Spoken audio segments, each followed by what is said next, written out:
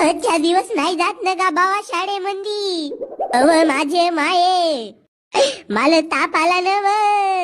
तुला कायचा रोजही ताप येते रे बकऱ्या. जेव्हा जेव्हा शाळेत जावाचं नाव घेतला तेव्हा तेव्हा तुले तापच येते. काकू याच्या पाठीवर बुक्की नाही तर कोंगा मारा. अबे भोशीच्या डेंग्या तू माझा दोस्त होस ना बे. अबे शाळेत जावाचं तुला कोणता नेट लागते बे गण्या. अबे आज शाळेत जाशील तर उद्या पोट भरशील. गा माझ्या बावा उद्या पोट भरावासाठी आज वाचलं तर पाहिजे.